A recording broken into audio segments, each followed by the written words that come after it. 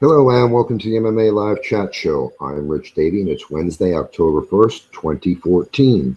On today's show, we'll be discussing the TUF 20, Episode 3, and recapping the Jessica Penne versus Lisa Ellis fight.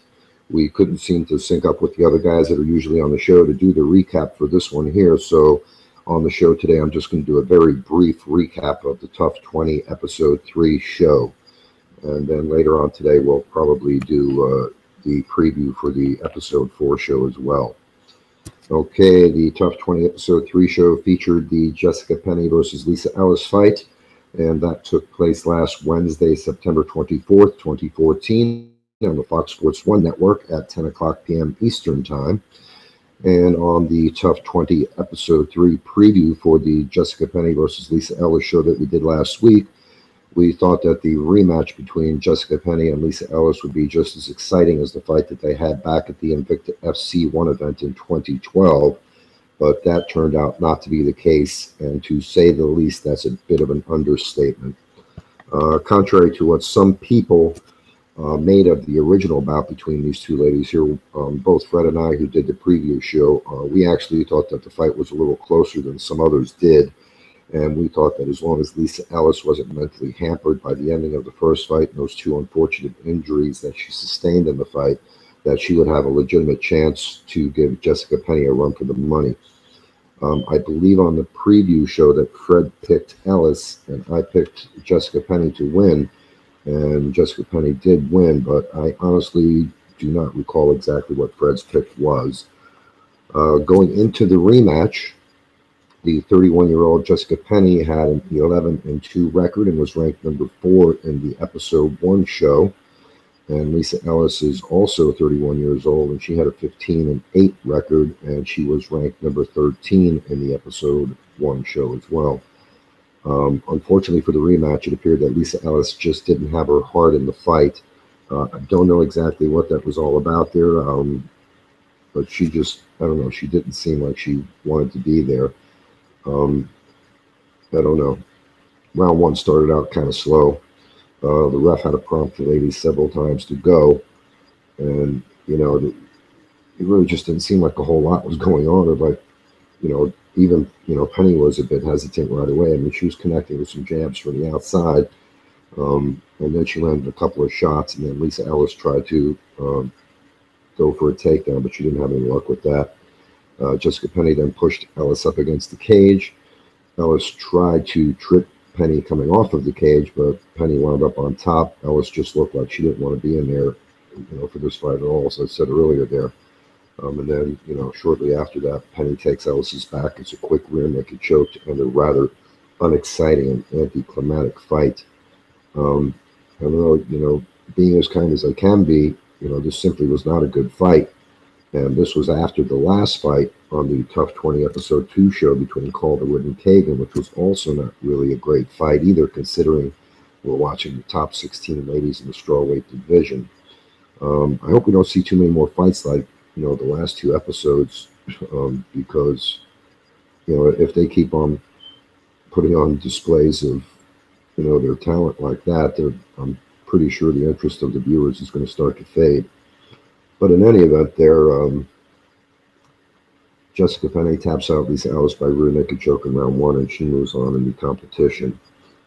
From the episode 3 teasers, Beck Rawlings had some bad news in episode 3, and unfortunately it was the sad news that her stepfather had passed away, and our belated condolences to Beck Rawlings and her family.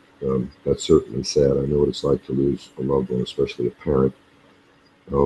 On the episode 4 show of TUF 20, the number 1 seeded Carla Esparza will be fighting the number 16 seeded Angela Hill. And some of the guys that do the MMA Live Chat shows with me, they think this one's going to be a little more exciting than the seeding of the fighters make things look to be. In my opinion, Angela Hill does not look to be the number 16 seeded fighter from what little I've seen of her so far. I actually posted an Angela Hill highlights video on our site, and if you want to check that out, I'll include the link in the video description below the video here, so check that out. She looks to be pretty good, and also, as I mentioned in a couple of the other shows there, she looks to be pretty powerful. I mean, for somebody who hasn't had that many professional MMA fights, her kicks look pretty devastating, and she just brings it. It's like a constant barrage. I mean, check out that highlight video. She is just all over her opponents, and she's unrelenting, just fist after fist after fist, and then knees and legs, and looks to be a great prospect, for the strawweight division. I do hope she does well in the TUF competition. Not quite sure if she's going to win this, but I would like to see her get the win here. I always go for the underdog, but more than likely I'll be going going the other way there. But Carlos Esparza, she's one of the favorites to win the show, so we'll see what happens. She was also the champ too when she was coming into the show over at Invictus, so we'll see what happens here. Okay, I'm going to try to rally the guys later on today to do a preview show for the TUF 20 Episode 4 show, as I mentioned above there. And we'll briefly talk about the Carla Esparza versus Angela Hill matchup, which is happening tonight. And tonight would be Wednesday, October 1st, 2014. So that should be an interesting fight. And, so far the best fight we had of the season out of the three was the first fight with Randa Marcos and Tisha Torres. That was the most exciting fight, and that one was an upset. These last two fights, the favorites won. But Randa Marcos looked good, and we're still going to be doing that interview with Randa Marcos probably next week.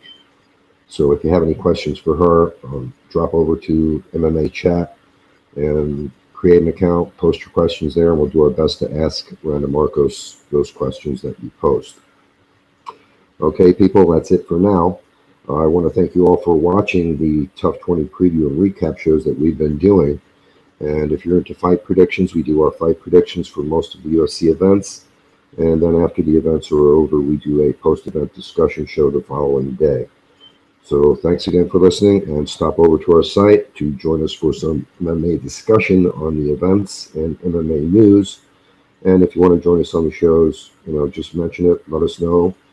Start an account on the site, and what I'll do is I'll give you access to the hidden area of the site where we plan out the shows and coordinate things with the guys that want to be on. Okay, people, thanks again for listening. Tune in to TUF 20 Episode 4 tonight, Carla Esparza and Angela Hill. And as I said, we'll do another show this afternoon, and hopefully we get it done before too late there. This way we can get that to you before the show starts tonight. All righty, people, have a good one. Take care. Bye-bye.